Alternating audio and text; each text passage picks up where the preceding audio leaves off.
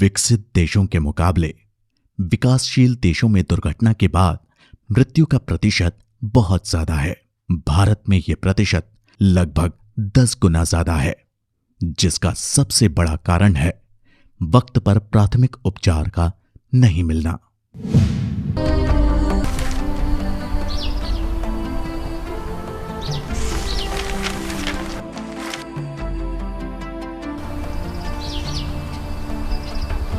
शहर की मुख्य सड़क पर तेज गति से आ रही एक कार ने आगे चल रही मोटरसाइकिल को टक्कर मार दी।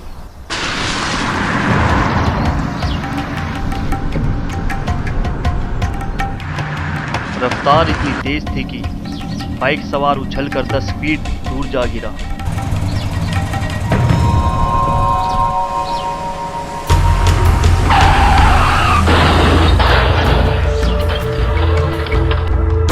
हेलमेट के बेल्ट बंधी हुई नहीं होने से हेलमेट दूर जा गिरा।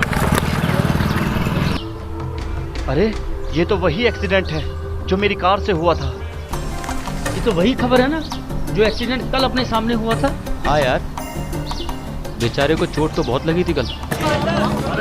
शायद वह व्यक्ति अपने बच्चों के हंसते चेहरे देखने की आस में खिलौने लेकर घर जा रहा था, लेकिन इस एक हादसे ने न केवल उन बच्चों के चेहरे से हंसी छीन ली, अपितु उस परिवार का सहारा भी छीन लिया। यार, उस आदमी को इतनी चोट तो लगी नहीं थी ना कि उसकी मौत हो जाए।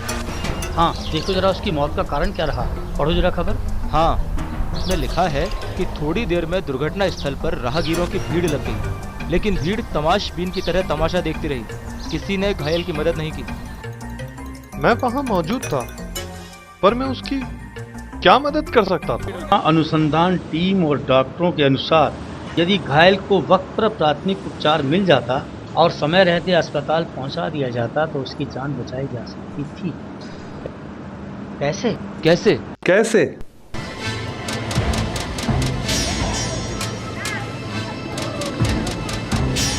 आपने टक्कर मारी इस आदमी को? हाँ, मेरी कार से। अबे देख के नहीं चला जा सकते क्या? मैं मानता हूँ मेरी गलती है, पर पर क्या भैया, पर लग रहे हैं क्या तुम्हारे? अरे भाई साहब, ये समय झगड़ने का नहीं है, पहले घायल को संभालो। भाई साहब, आप एक काम कीजिए, तुरंत एम्बुलेंस को फोन कर दीजिए और यहाँ का पता ठीक ठाक समझा दीजिए, और अपना मोबाइल नंबर भी दे दीजिएगा। मैं भी 100 नंबर पर पुलिस को फोन करता हूँ। भाई साहब, आप इसकी जेब से मोबाइल निकालकर इसके घर वालों को सूचित कर दीजिए। हाँ, मैं करता हूँ। एम्बुलेंस के आने तक चोटग्रस्त व्यक्ति के लिए हर पल बहुत महत्वपूर्ण होता है। भाई साहब, आप थोड़ी हवा आने दीजिए, प्लीज पीछे हट जाइए। तुरंत घायल के नजदीक जाकर सिर से पैर तक निगाह डालकर देखें कि कहीं कोई गंभीर चोट तो नहीं लगी है। पास पहुंचकर 10 सेकंड में आकलन करें, व्यक्ति होश में है या नहीं, उसकी सांस चल रही है या नहीं, दिल की धड़कन चालू है या नहीं, कहीं कोई हड्डी तो नहीं टूटी है। अगर व्यक्ति बेहोश है एवं उसकी रीढ़ की हड्डी में गंभीर चोट आई है तो हमें बहुत सावधानी बरतनी चाहिए। कम से कम 2 या 3 व्यक्ति इस तरह से उठाएं कि रीढ़ की हड्डी और गर्दन सीधी एवं स्थिर रहे। रीढ़ की हड्डी को स्थिर रखने के लिए स्ट्रेचर या स्ट्रेचर जैसा कोई हार्डबोर्ड या तख्त का भी इस्तेमाल किया जा सकता है। ये सावधानी बहुत आवश्यक है, अन्यथा हाथ और पैर को लकवा मार सकता है। ऐसे घायल जो बेहोश हैं परंतु रीढ़ की हड्डी सुरक्षित है, उसे 90 डिग्री की करवट पर लॉग रोल करें, यानी किसी भी एक और करवट देकर ऊपर वाले पैर को घुटने से मोड़ दें। इसे रिकवरी पोजीशन कहते हैं। ऐसा करने से जुबान द्वारा रुकावट हट जाएगी, मुंह से खून व थूक स्वतः ही बाहर निकल जाएंगे और सांस की प्रक्रिया सही तरीके से चलती रहेगी। इस जानकारी के अभाव में लोग घायल को सही तरीके से अस्पताल नहीं पहुंचा पाते हैं एवं सांस का रास्ता रुक जाने की वजह से घायल दम तोड़ देते हैं। बेहोशी शुरू होते ही व्यक्ति की जीभ मुंह में पीछे की ओर तालू पर जाकर लग सकती है, जिससे सांस लेने में रुकावट पैदा हो सकती है।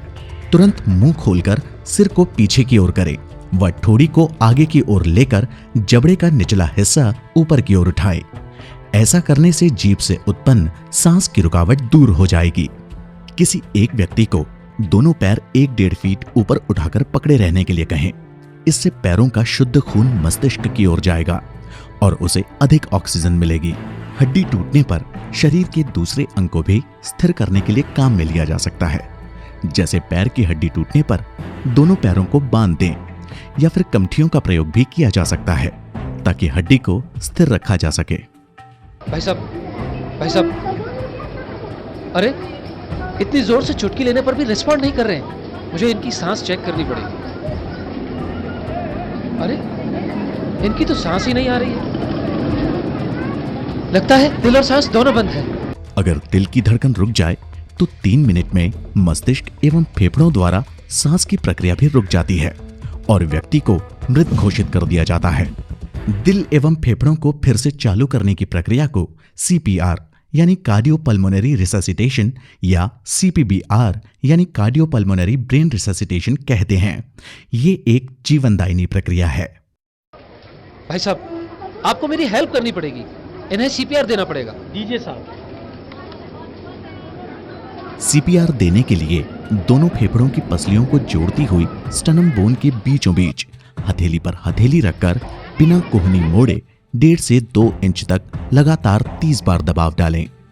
1 2 3 4 दबाव 5, डालते 6, हुए 7, इतना अंतराल 8, रखें 9, कि 10, फेफड़े 11, दबें, 12, फूलें 13, और फिर दबें, 16, जैसे 17, 1 and 2 and 3 and 4 and 5 ऐसा 30 तक करें।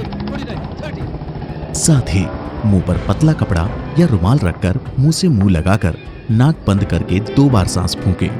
1 बार सांस देकर अपने मुंह में ऑक्सीजन भरें और फिर सांस दें। 1 मिनट में 8 से 10 बार 1, सांस 2, और 100 बार 3, दिल पर 4, दबाव लगातार बनता रहे। 9, 10, 11, ये प्रक्रिया एम्बुलेंस या चिकित्सक के आने तक लगातार जारी रखें। 21 22 23 24 25 26 27 28 29 30।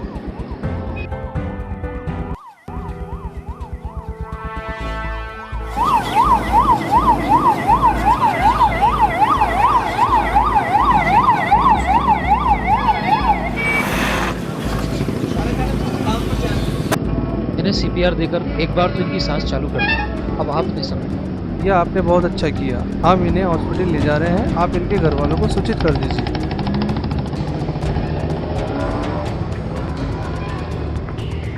आवश्यक हो तो सीपीआर की प्रक्रिया एम्बुलेंस में भी लगातार जारी रखें। Emergency cases please side.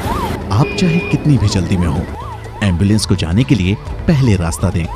सर्वोच्च न्यायालय के निर्देशानुसार दुर्घटना का कारण बने वाहन चालक का कर्तव्य है कि तुरंत घायल को निकटतम अस्पताल या चिकित्सक तक पहुंचाए। भारतीय कानून के अनुसार पुलिस के आने से पहले या एफआईआर दर्ज होने से पहले डॉक्टर द्वारा गंभीर घायल को तुरंत सहायता उपलब्ध करानी चाहिए। दुर्घटना स्थल पर मौजूद किसी भी अन्य व्यक्ति द्वारा घायल को अस्पताल पहुंचाने पर जब तक वो स्वयं ना चाहे किसी कानूनी प्रक्रिया में शामिल होने के लिए मजबूर नहीं किया जा सकता। डॉक्टर साहब, अब वो कैसे हैं? घबराने की कोई बात नहीं है, खतरे से बाहर हैं और सब ठीक हो जाएगा। आपका बहुत बहुत शुक्रिया डॉक्टर साहब। शुक्रिया उस व्यक्ति का अदा करें जिसने इनको सही वक्त पर फर्स्ट एड दी, वरना देर हो जाती तो हम भी कुछ नहीं कर पाते। हमारे पूरे परिवार की दुआएं उसके साथ हैं। भगवान उसे खूब खुशियां दे। वो आदमी नहीं, फरिश्ता है। उसने एक जीवन नहीं बल्कि पूरे परिवार को बचाया है। ये सब ऐसी बातें हैं जो हर एक को सीखनी चाहिए, तभी तो कायम रह पाएंगी खुशियाँ। हम सब सीखेंगे ये जीवनदायिनी प्रक्रिया।